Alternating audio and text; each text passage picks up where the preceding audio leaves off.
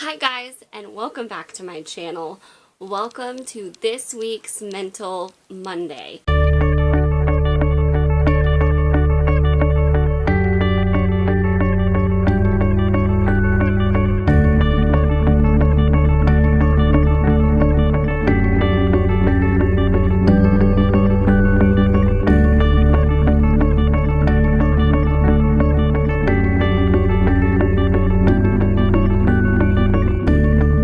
Oh my gosh, I have quite the video for you guys today. I wanted to do my Shane Dawson Series react video because I know I mentioned wanting to talk about it, and I kind of, at first I was going to give my just first initial reactions to even the beginning of it. And then I thought as it went on and I was watching more of it, like, no, I need to wait till after I see how this goes and then kind of have my full cohesive thought after. So he uploaded the last video like 2 days ago from right now, I believe, something like that. And oh my goodness, that was insane. I wanted to give my thoughts, and I have a few things I really enjoyed about it and a few things that starting out I questioned, and then as he evolved and as he learned as he was going, I really appreciated. And then maybe some things that I would have liked to have seen more of. So, the things I appreciated. I thought he did a really good job of being intentional to bring in other people. So, if you haven't seen a series, go watch it and then come back because I'm going to talk about what happens. The whole second episode is basically, there's a whole episode dedicated to him talking to Katie Morton, who is a marriage and family therapist that now does YouTube full time. To my knowledge, she doesn't see clients anymore. She may, but from what I understood, she kind of focused on doing YouTube now. And she makes psychology videos. She makes videos about the DSM and therapy and all of these disorders and mental illness. And honestly, I have really enjoyed her videos for a long time. I feel like she does a good job of not skirting the hard stuff and being real about what these illnesses and disorders and diagnoses and therapy situations actually look like, and what it means for the people that are around those that are struggling with them. And so he spent a whole episode talking to her about the definition of sociopathy, what makes a sociopath, and kind of going through, are YouTubers inherently sociopaths? And that was kind of how things started. And then it turned into, is Jake Paul a sociopath? And looking into his whole history. So he does a good job talking to the therapist. I think it was a very candid conversation. There was a little bit of backlash, but I totally understand where she was coming from in trying to, like, honestly, I have to say, ethically, she could not act like that was a therapy session. She could not act like she was diagnosing somebody. She could not act like, or even take the appearance of that being a professional setting where she was giving her professional psychological evaluation, because that's against the code of ethics. So I think she did a good job of saying, this is my understanding of what it is, without going into, these are specific behaviors that I've noticed, or these are... I think she did a really good job of stopping before it could have gotten to that, and really focusing on, this is what I know sociopathy to be, underneath antisocial personality disorder, and this is how I understand this to possibly manifest itself.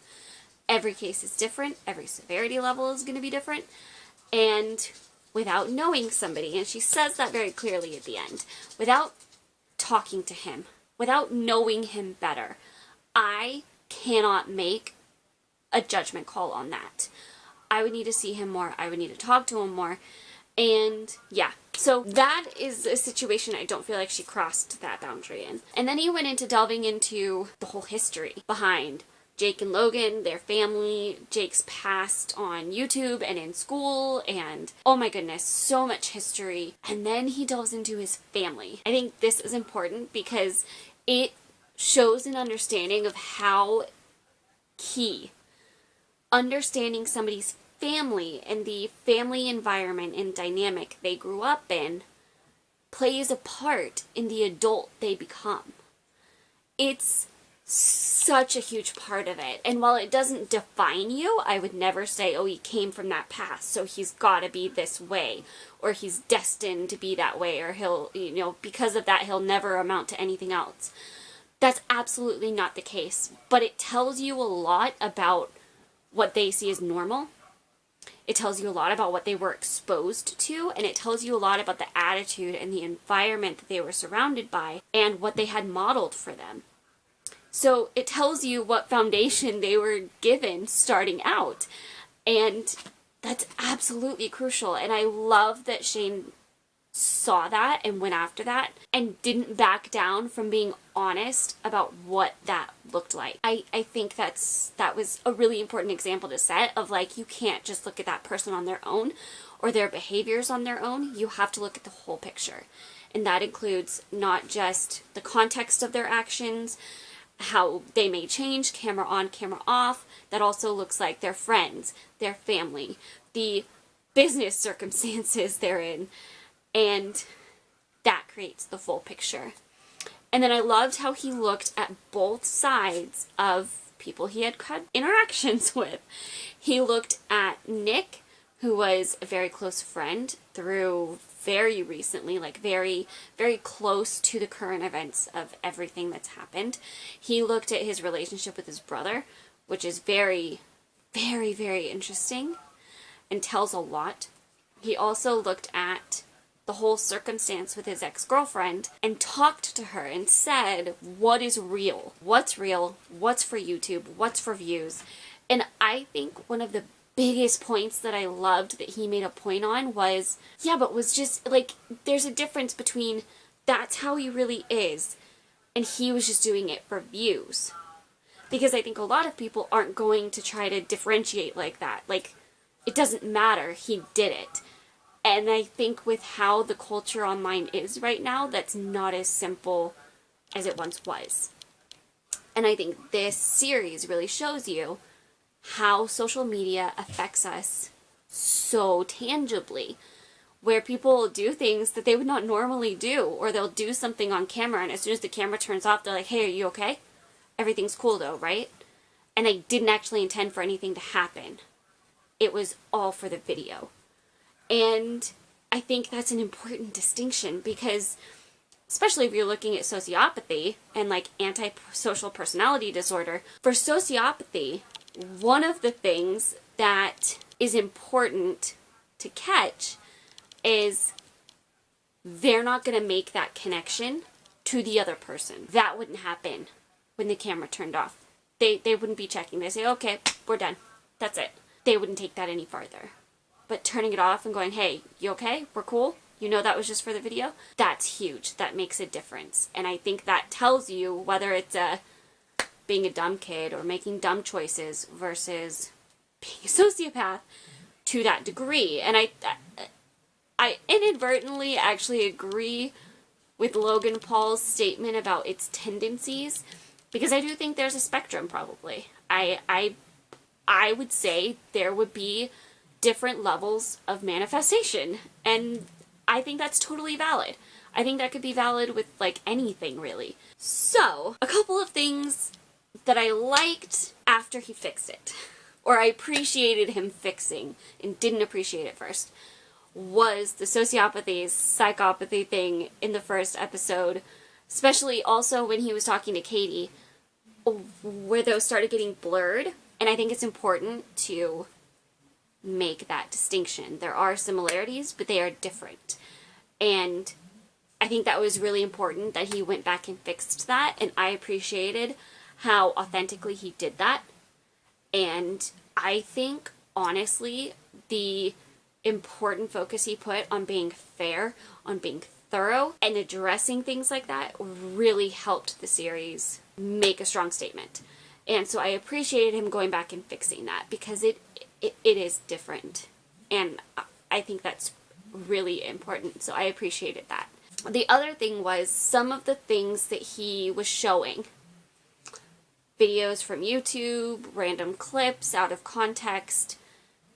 At first I was a little like, okay, this is kind of heavy-handed, and then later on he started to put more context to it. And he was really intentional to then say, you'll get more about this to understand it better later. So take this for what it is right now, and then we'll flesh it out later. And I think that was good too. I think that was really important, because seeing it out of context, seeing a bunch of those moments at once, it could create a certain reaction or a certain thought that might not be totally fair or really looking at the full picture. So I appreciated that he did that. One thing that I really would have wanted to see was, I don't know about being harsher on Jake Paul, because I think he was pretty fair in how he treated him. I think he was very real about, this was stupid stuff that you did. You know, and the people's reaction, I totally get why they reacted that way. You know, like, now understanding context, I can kind of not agree but understand a little more. But it still was like a bad decision. It wasn't the best thing you could have done, and it wasn't fully thought through. And I think he really was good about holding to that and not like starting to make excuses or anything. But I would have liked to have seen more push for Jake responding in his own way. I think I would have just liked to have seen more of a, this is how he wants to move forward. Maybe that was just, maybe he didn't even know how he wanted to move forward yet. Maybe he was still figuring that out.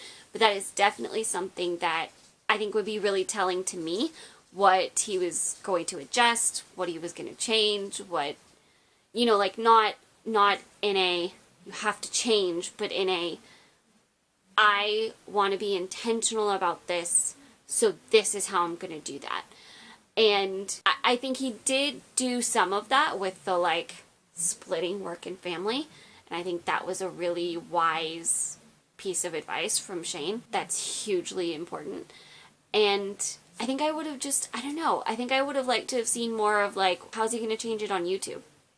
Because all of this reaction they talked about was from people in real life, and then kind of blanket, and then everybody hated you on YouTube. Like, everybody in the YouTube world that watched it hated you after that.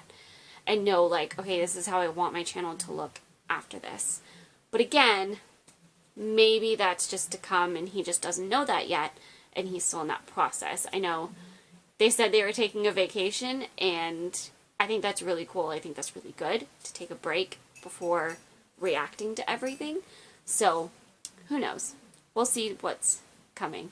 But that was my thought. I thought it was hugely important for doing that commentary on how social media has changed us, how it's made us react to things, how it's made us blur the lines between that and real life.